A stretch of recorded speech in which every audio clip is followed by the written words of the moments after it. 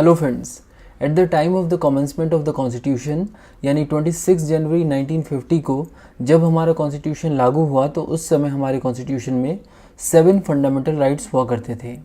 लेकिन 44th constitution amendment act द्वारा right to property को एबॉलिश कर दिया गया। तो चलिए सबसे पहले देखते हैं कि जब हमारा कॉन्स्टिट्यूशन लागू हुआ तो उस समय राइट टू प्रॉपर्टी से रिलेटेड कौन कौन से प्रोविजंस थे। हम यहाँ पर दो मेन आर्टिकल्स देख सकते हैं, article 19 clause 1 sub clause F और आर्टिकल 31।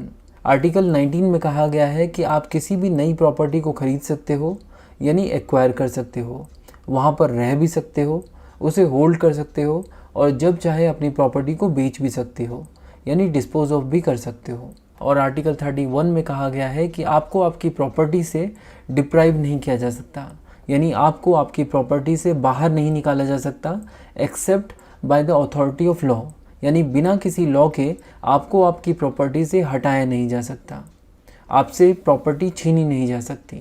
और अगर स्टेट आपकी प्रॉपर्टी को एक्वायर करना चाहता है तो वो सिर्फ दो कंडीशन में कर सकता है। पहली कंडीशन है किसी पब्लिक पर्पस के लिए, मान लीजिए कोई हाईवे बन रहा है और बीच में आपका घर आ रहा है या फिर आपके खेत आ रहे हैं, तो ऐसे में स्टेट पब्लिक पर्पस के लिए आपकी प्रॉपर्टी को एक्वायर कर सकता है। इसी तरह अगर किसी जगह पर स्टेट किसी हॉस्पिटल को बनाना चाहता है और वहाँ पर आपका प्लॉट है तो ऐसे केसेस में भी आपकी प्रॉपर्टी को एक्वायर किया जा सकता है। लेकिन जब भी स्टेट आपकी प्रॉपर्टी को एक्वायर करेगा तो स्टेट को आपको कंपनसेशन देना ज़रूरी है। यहाँ पर article 19 clause 1 sub clause F सिर्फ सिटीजन्स के लिए एप्लीकेबल है, जबकि आर्टिकल 31 सिटीजन्स और नॉन सिटीजन्स दोनों के लिए एप्लीकेबल है। तो ये थी राइट टू प्रॉपर्टी की position at the time of commencement of constitution यानी 26 जनवरी 1950 को। लेकिन 1950 में ही फर्स्ट कॉन्स्टिट्यूशनल अमेंडमेंट एक्ट लाया गया और कॉन्स्टिट्यूशन में आर्टिकल 31A को ऐड किया गया। चलिए देखते हैं आर्टिकल 31A क्या कहता है। आर्टिकल 31A में लॉज की 5 कैटेगरीज को बताया गया है और कहा गया है कि अगर पार्लियामेंट कोई भी ऐसा लॉ पास करती है जो इनमें से किसी भी एक कैटेगरी में फॉल होता है तो ऐसे केसेस में पार्लियामेंट द्वारा बनाए गए इस लॉ को आर्टिकल 14 और आर्टिकल 19 से इम्यून माना जाएगा, यानी कि राइट टू इक्वलिटी और राइट टू फ्रीडम से इम्यून माना जाएगा। तो चलिए देखते हैं कि ये 5 कैटेगरीज ऑफ लॉज क्या क्या हैं। तो आप देख सकते हैं कि पहली कैटेगरी है एक्विजिशन ऑफ एस्टेट से रिलेटेड।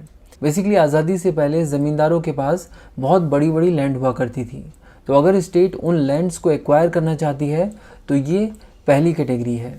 उसके अलावा सेकंड कैटेगरी है taking over management of property से रिलेटेड, यानी स्टेट अगर देखता है कि किसी पर्टिकुलर इंडस्ट्री में मैनेजमेंट ठीक प्रकार से नहीं हो रहा है और स्टेट उस कंपनी का मैनेजमेंट टेक ओवर करना चाहता है तो ये सेकंड कैटेगरी ऑफ लॉ है।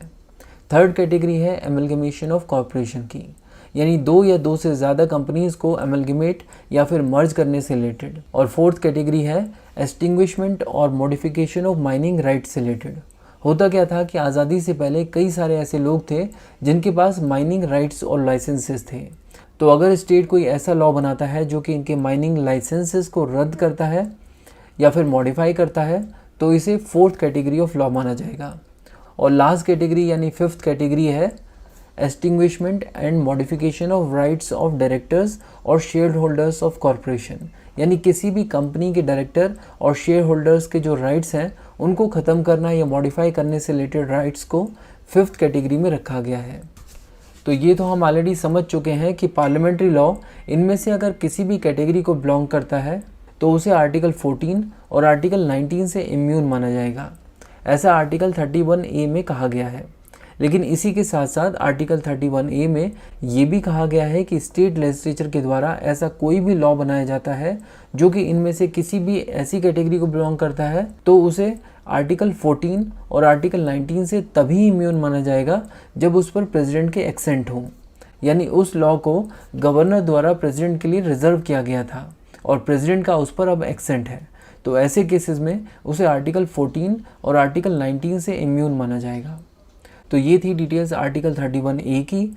और आप देख ही सकते हैं कि आर्टिकल 31A कहीं ना कहीं एग्रीकल्चर लैंड रिफॉर्म से रिलेटेड है, जहाँ पर लोगों की प्राइवेट प्रॉपर्टीज़ को एक्वायर या फिर उनके राइट्स को मॉडिफाई करने की बात हो रही है। तो इसका मतलब ये राइट टू प्रॉपर्टी को डाइल्यूट करता है। इसी के साथ साथ फर्स्ट कॉन्स्टिट्यूशनल अमेंडमेंट एक्ट द्वारा हमारे कॉन्स्टिट्यूशन में आर्टिकल 31B और 9th शेड्यूल को भी ऐड किया गया था।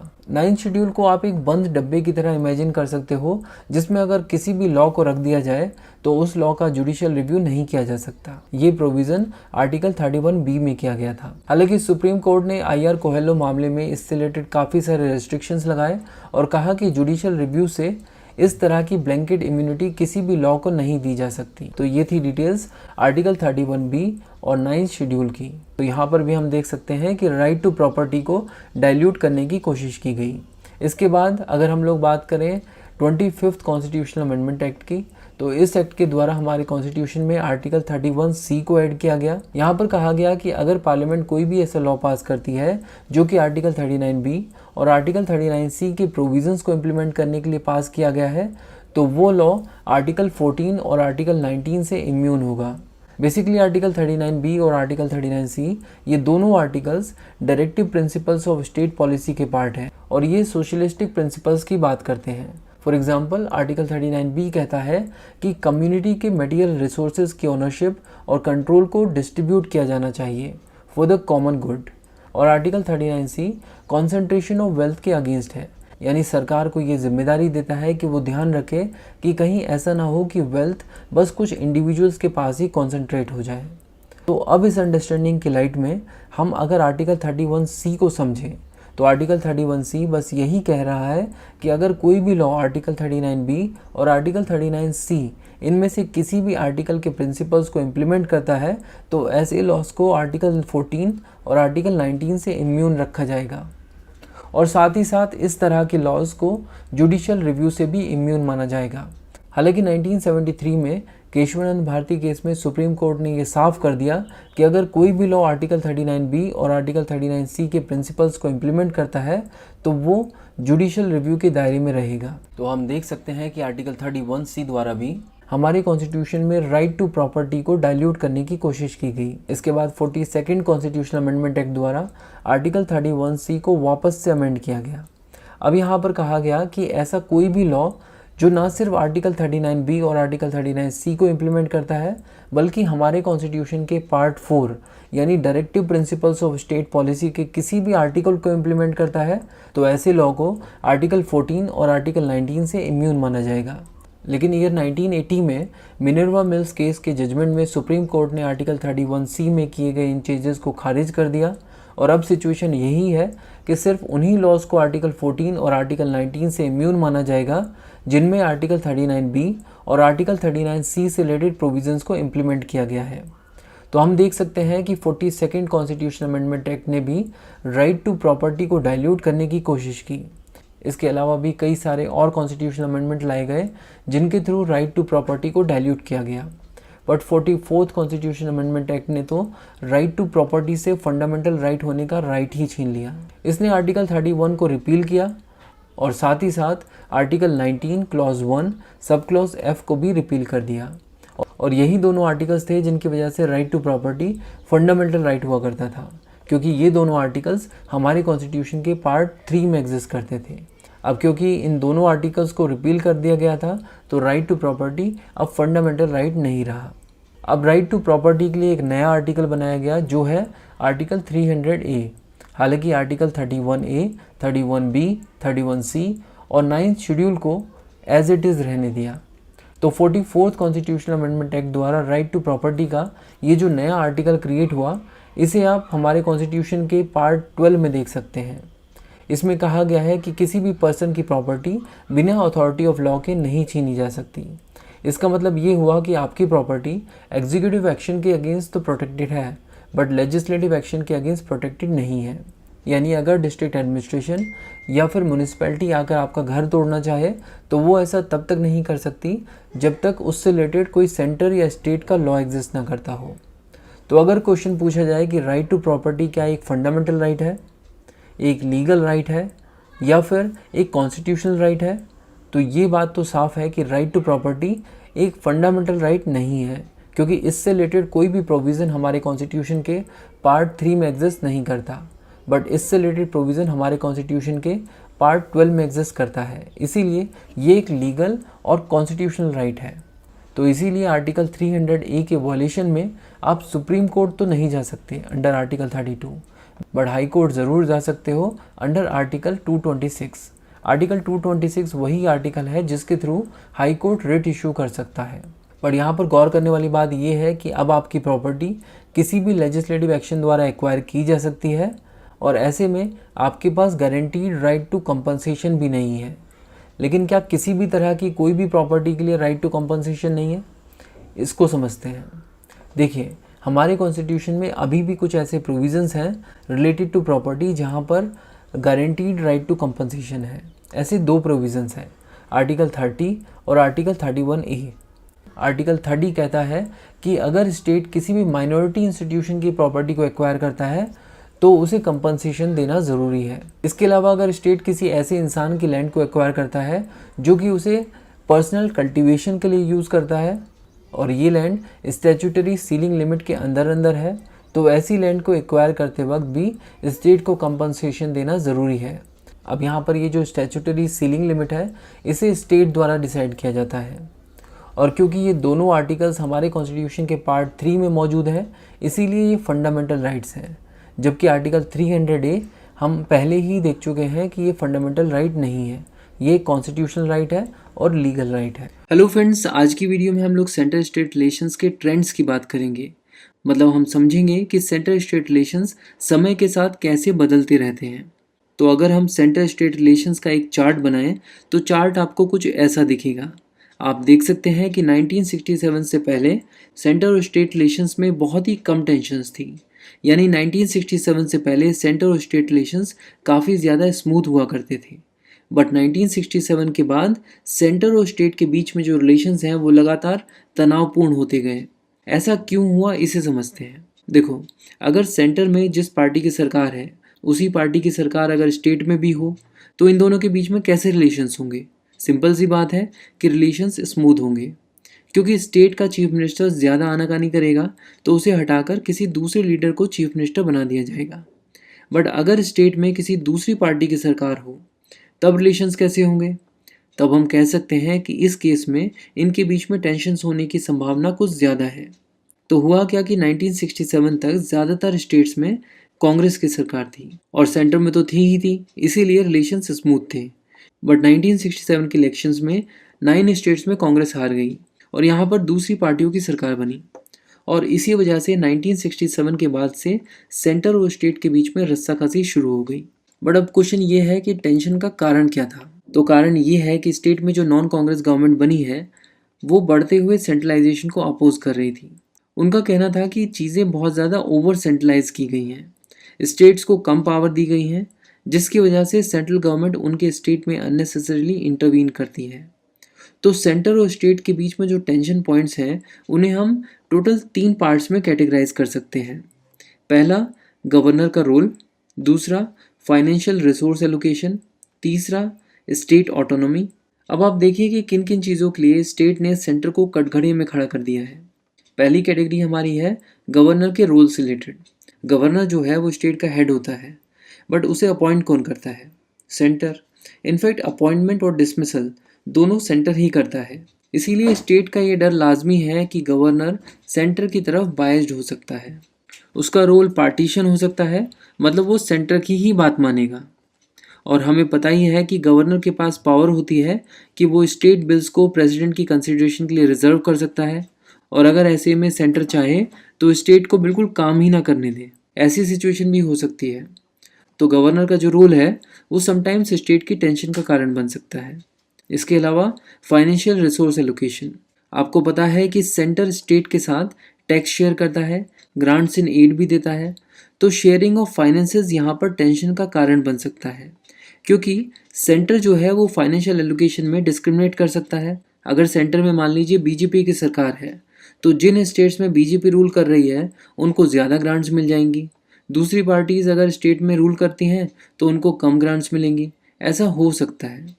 और अगर स्टेट्स को प्रॉपरली फाइनेंशियल रिसोर्सेज लोकेट नहीं किए गए तो ऑब्वियस सी बात है उसके और सेंटर के बीच में रिलेशंस स्मूथ नहीं रह सकते।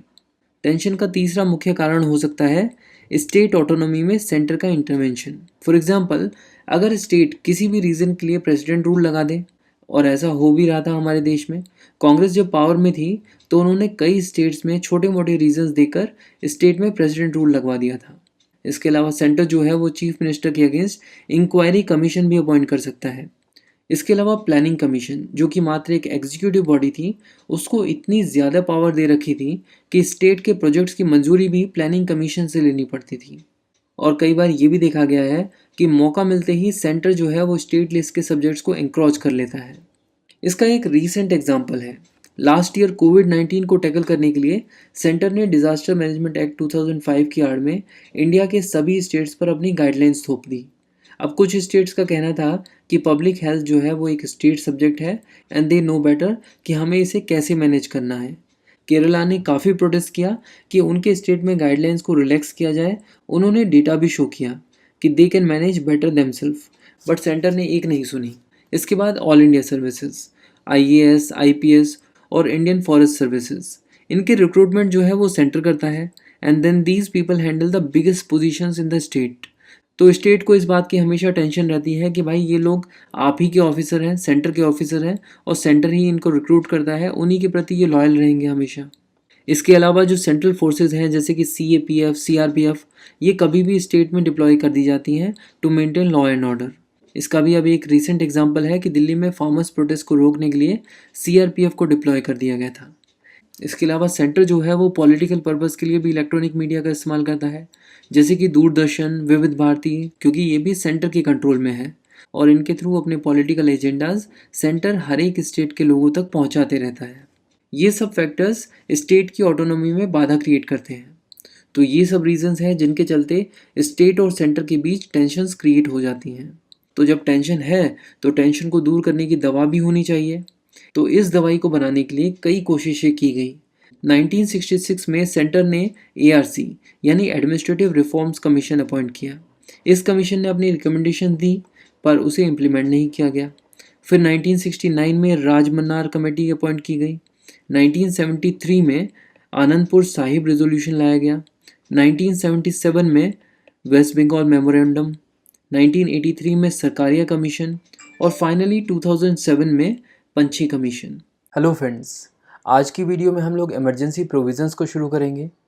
ये तो हम देख ही चुके हैं कि हमारा कॉन्स्टिट्यूशन एक फेडरल स्ट्रक्चर प्रोवाइड करता है जो कि सेंटर और स्टेट के बीच पावर्स को डिस्ट्रीब्यूट करता है।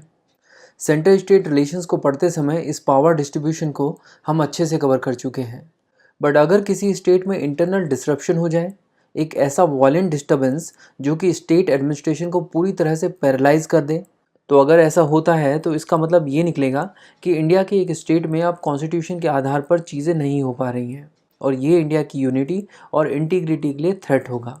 इसी तरह अगर कोई दूसरा देश हम पर अटैक कर दे, यानी external aggression, for example China Arunachal Pradesh से अंदर घुसना शुरू कर दे, तो आप सोच के देखिए कि क्या इस तरह की स्थिति में स्टेट्स ऐसी सिचुएशंस को अपने आप हैंडल कर सकते हैं? बिल्कुल नहीं। इसीलिए हमारे कॉन्स्टिट्यूशन में कुछ इमरजेंसी प्रोविजंस किए गए हैं जो कि सेंटर को ये पावर देते हैं कि इस तरह की इमरजेंसी सिचुएशंस में सेंट्रल गवर्नमेंट सारी पावर्स अपने हाथ में ले सकती है और ये स्टेट्स पूरी तरह सेंटर के कंट्रोल में चले जाएंगे और इन परिस्थितियों में चीज़ें हैंडल करने की जिम्मेदारी पूरी तरह से सेंट्रल गवर्नमेंट की होगी। तो इसका मतलब तो ये हुआ कि इमरजेंसी के दौरान फेडरल स्ट्रक्चर कन्वर्ट हो जाएगा यूनिटरी स्ट्रक्चर में। और ये तो हम देख ही चुके हैं कि इमरजेंसी प्रोविजंस हमारे कॉन्स्टिट्यूशन में दिए ही इसलिए गए हैं कि ग्रेव सिचुएशंस में भी हमारे देश की यूनिटी, सोवरेनिटी और इंटीग्रिटी को प्रोटेक्ट किया जा सके। ये इमरजेंसी प्रोविजंस मेंशन्ड हैं हमारे कॉन्स्टिट्यूशन के पार्ट 18 में और इससे रिलेटेड आर्टिकल्स हैं आर्टिकल 352 से आर्टिकल 360 तक।